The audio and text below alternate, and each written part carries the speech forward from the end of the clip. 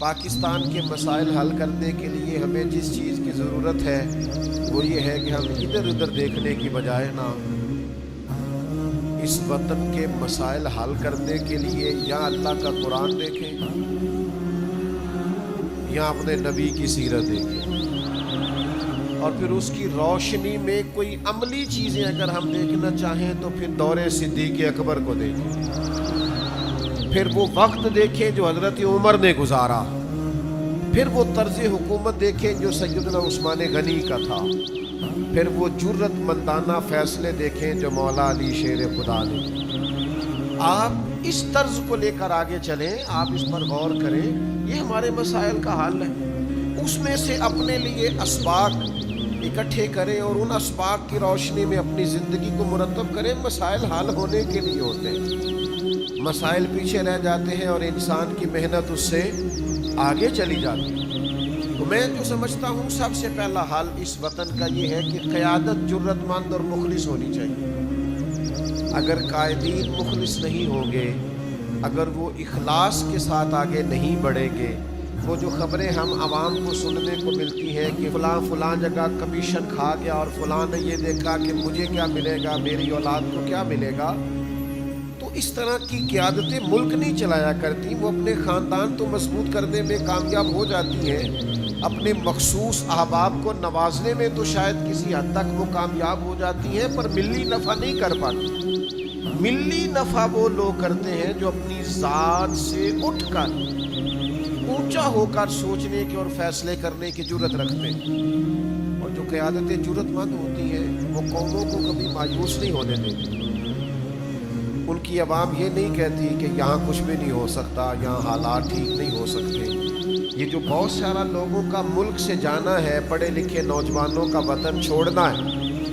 اور بڑی اچھی ڈگریاں رکھنے والے لوگوں کا وطن سے نکل جانا ہے، یہ قیادت نہ ہونے کا فقدان ہے۔ یہ جو قوم میں مایوسی پھیل جاتی ہے، پریشانی پھیل جاتی ہے معاذ اللہ، اور لوگ اس نتیجے پہ پہنچ جاتے ہیں کہ ہمیں چلے جانے چاہیے، یہاں نہیں رہنا چاہیے، تو یہ قیادت کی کمی ہے۔ کس قدر سخت حالات تھے مسلمانوں پر مکہ مکرمہ میں، کیسی کٹھن سزائیں تھیں، کس طرح کے زخم تھے سیدنا بلال حبشی کی پشت مبارک پر، کس طرح کے گھاؤ تھے حضرت خبیب رضی اللہ تعالیٰ عنہ کے وجود نور پر، کس قدر تکلیفیں تھی جناب عمار ابن یاسر کے لیے، لیکن یہ میرے رسول کی قیادت کا کمال ہے کہ زخم بھی تھے، تشدد بھی تھا، بھوک بھی تھی، تکلیفیں بھی تھیں، لیکن حضور نے انہیں اس طرح کا ذہن دیا تھا کہ وہ ہر وقت تازہ دم رہتے تھے۔ انہیں لگتا تھا کہ کل جو صبح چڑھے گی وہ انشاءاللہ دین کے جھنڈے کو بلند کر کے چڑھے گی۔ نبی پاک علیہ السلام نے کبھی مایوسی نہیں پھیلنے دی، حضور علیہ السلام نے کبھی قوم کو نا امید نہیں ہونے دیا، کبھی کسی مقام پر اللہ کے رسول صلی اللہ تعالیٰ علیہ وسلم نے لوگوں کو کمزور نہیں پڑنے دیا۔ لیکن آج ہماری حالت یہ ہے کہ قیادت زیرک نہیں ہے، سمجھدار نہیں ہے، تو نتیجہ یہ ہے کہ لوگ پریشان ہوتے ہیں۔ کوئی بندہ کام کرتا ہے اس کو بھی نہیں لوگ کرنے دیتے، کہتے ہیں یہاں تو اپنے صلاحیتیں ضائع کرے گا، یہاں کیا فائدہ ہوگا، نتیجہ کیا نکلے گا۔ تو یہ خوفناک صورتحال ہے،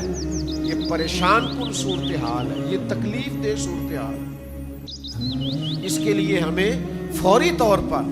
یہ سمجھنا ہوگا، جو بڑے ہیں ان کو سر جوڑ کر بیٹھنا ہوگا اور غور کرنا ہوگا کہ ہم قوم کے اندر سے اس مایوسی کو نکالیں،